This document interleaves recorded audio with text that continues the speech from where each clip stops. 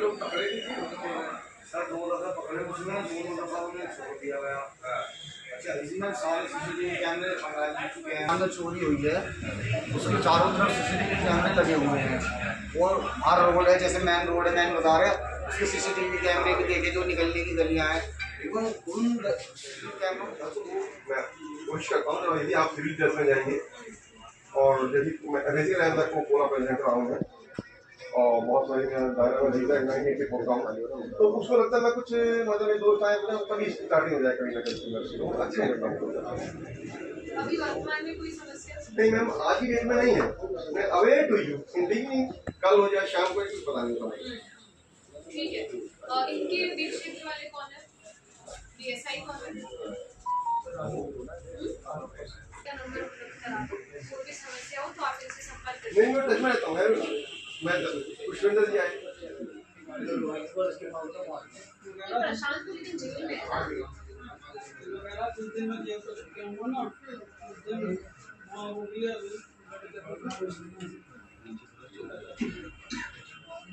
ठीक है, इस पे जरा एक बार नजर रखना। पुलिस तो जा रही है आपके पास जा रही है ना, ठीक है।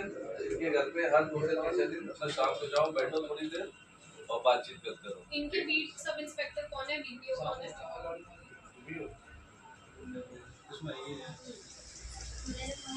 आज के डॉक्यूमेंट्स है सारे।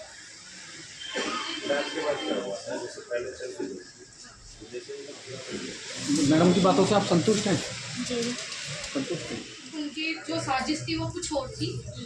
तो मौसी जी को पता लगी, उन्होंने मेरे को बोला, मेरे जो मामा थे छोटे वाले अजय देसवाल, उन्होंने बोला कि ये लिखो इस पर कि क्या नाम है, मुझे अपने माँ बाप से संपत्ति से पैसों से ये इनसे कोई लेना देना नहीं है। तो मैंने ऑब्जेक्शन कराया कि मुझे तो तुम झूठ बोल के लाई हो यहाँ पे की शादी कराएंगे, तो तुम ऐसे बोल रहे हो। तो मेरी मौसी घबरा गई क्योंकि उनको भी ये नहीं पता था वहाँ जाके लोग पलट जाए। मेरी मौसी ने छोटी ने प्लान बनाया कि रात रात मुझे भगाना है, अगर इन्होंने मुझे मार दिया तो सारा ब्लेम मेरे ऊपर आएगा क्योंकि मेरे घर लेकर आई। तो उसी वक्त इन्होंने मुझे, मेरी मौसी ने 1:30-2 बजे मेरे जेठ को फ़ोन करके बुलाया, भाई तुम आ जाओ, इसको ले जाओ, इनकी प्लानिंग कुछ और है। तो कि मैं तो भाई फंस जाऊँगी अगर इससे कुछ हो गया। तो मेरे जो छोटे मामा थे उन्होंने खुद गन रखी थी, कह रहे या तो तू लिखेगी और नहीं तो तू यहाँ से जिंदा नहीं जाएगी। गन रखी थी मतलब उनके पास लाइसेंस वेपन है? मुझे नहीं पता था है या नहीं है, लेकिन उन्होंने गन रखी थी। कौन सा चौकी क्षेत्र का है? ये शादरे में रहते हैं मामा जी मेरे, अजय देसवाल। और उस टाइम पे मैं यहाँ के थे वो लेने के लिए, उन्होंने मुझे भगा दिया था। उसके बाद मैं सही रह रही हूँ बिल्कुल। अब 12 साल जब हो गए थे तो इन्होंने, मेरे घर वालों ने क्या करा कि जब तो मैंने कुछ प्रॉपर्टी का लिखा नहीं, तो उन्होंने एक प्लान बनाया, एक वालिस्तान में मुझे मृत घोषित करा मेरे घर वालों। उसकी मुझे जानकारी लग गई। अड़ोस पड़ोस ने जब कहा कि भाई कोई मिल जाता है, जैसे भी कुछ ऐसा लग रहा है तुम एक बार चेक करो, तो मैंने चेक करवाया तो ये सच निकला। तो वो जो वालिस्तान था 1156 था। मैंने उससे जाके पूछा कि भाई आपने ऐसे क्यों करा है, आप मुझे बताओ। हालांकि उसकी रिकॉर्डिंग मेरे पास भी है, जो मामा जी से बोल रहे हैं, मामा जी इनसे क्या बोल रहे हैं। ये फर्जी कागज कहाँ से बनवाएंगे? हाँ तो ये तो अब जानकारी या जांच होगी। विनोद पटवारी जी हैं यहाँ लेखपाल, उन्हीं से या तो उनके थ्रू है या कोई वकील है जो उनके थ्रू उन्होंने काम कराया है। ये तो जानकारी देखो आप लोग ही निकालोगे किस तरह से क्या कराएंगे। पर ये सच था। मैं तहसील में भी गई थी, तहसील में मैंने रजिस्टर में चढ़ा भी देखा है।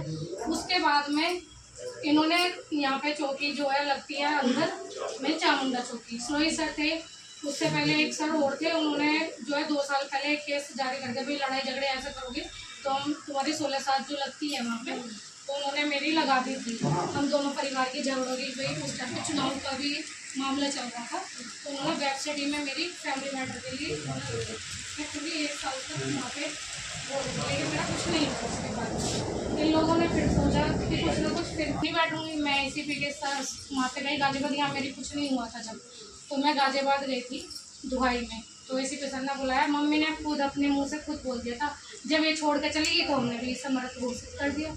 हमने इसका नाम नहीं चढ़वाया, वो कह रही नाम नहीं चढ़वाया। की जांच एसीपी मसूरी कार्यालय में हो चुकी है पहले? हाँ पहले हुई थी। उन्होंने ये मैडम समझौता पक्ष भी लिखवाया था उनसे। इनकी मां ने इनको मृत घोषित कर दिया और ये फिर भी इनके यहाँ पे चामुंडा क्षेत्र में इनका घर है, इनके भाई वगैरह सब रहते हैं, तो आपस में इनका झगड़ा चलता रहता है।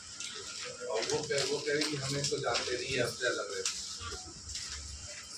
लैब के साथ कुछ किया है कि लैब के साथ किया है। ये तो वहीं पे देखिए, ये तो चामुंडा चौकी में मेरे साथ मारपिटाई करी, मेरे कपड़े फाड़ दिए, इस तक बदतमीजी से बोले किसे नंगा करके भेजो।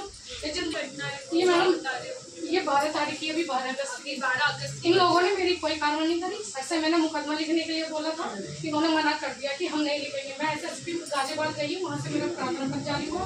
उन मैम ने SHO से बात भी करी थी मेरे सामने फोन पर। उन्होंने कही ये जांच करी जाए, 420 का मुकदमा है, अगर आप लोग नहीं करते हो तो इसका मुकदमा लिख के दोगे कोर्ट से होगा। तो अब इसके बाद में इनका एप्लीकेशन है किसके पास? पापा का नाम हटवा के इन्होंने और मम्मी ने अपना चढ़वा लिया है उसमें। ठीक है, तो एक काम करो, इसमें तुम रिपोर्ट बना के दो कि इसमें ऐसे पूरा फर्जी डेथ सर्टिफिकेट इनका बनवाया है, तो इसलिए इसमें विस्तृत जांच एंटी फ्रॉड सेल से करवाई गई। ऐसे ऊपर करके एक लेटर लिख दो, ठीक है? तुम भी इसकी फोटो खींच दो। ठीक है, तो मैं जो अपने चौकी प्रभारी क्या करेंगे, अपने विवेचक को बुलाएंगे, इस तरह से इनसे पूछेंगे। तो 3 दिन में तुम ये सूची प्रिपेयर कर दो। ठीक पूरा होकर गेट हुआ है। प्रत्येक बुधवार रहेगा कमिश्नर साहब के आदेश में, तो किस तरह का प्रोसेस रहा है?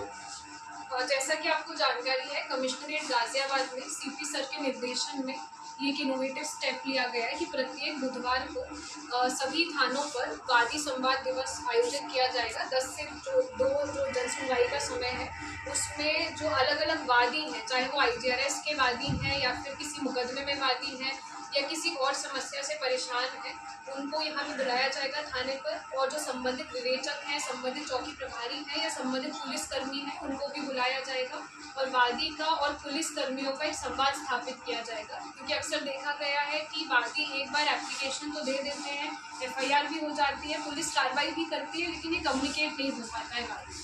तो इस कम्युनिकेशन गैप को ब्रिज करने के लिए वादी संवाद दिवस की स्कीम प्रस्तावित मैम, जिस तरीके से मुरादनगर में आज ये हुआ है, तो किस तरह का एक आपको इसमें फीडबैक देखने को मिला है? कितने लोग इसमें आए हैं, किस तरह के केसेस हैं इसमें? कई सारे लोग यहाँ पे थाने पे आए, सुबह 10 बजे से लोग उपस्थित हैं। और जैसे कि मैंने बताया कि गुमशुदगी से संबंधित, IGRS से संबंधित और मुकदमे से संबंधित तमाम प्रकार के लोग आए। कई लोग पहली बार थाने पर आए अपनी समस्या लेकर। तो ये एक अच्छा इनोवेशन है और इससे वादी को ये लगता है कि पुलिस उनकी बात सुन रही है, क्योंकि पुलिस जेन्युइनली काम भी करती है, लेकिन वो किसी कारणवश कम्युनिकेट नहीं हो पाता है। तो इस के लिए एक अच्छा स्टेप है। ठीक है।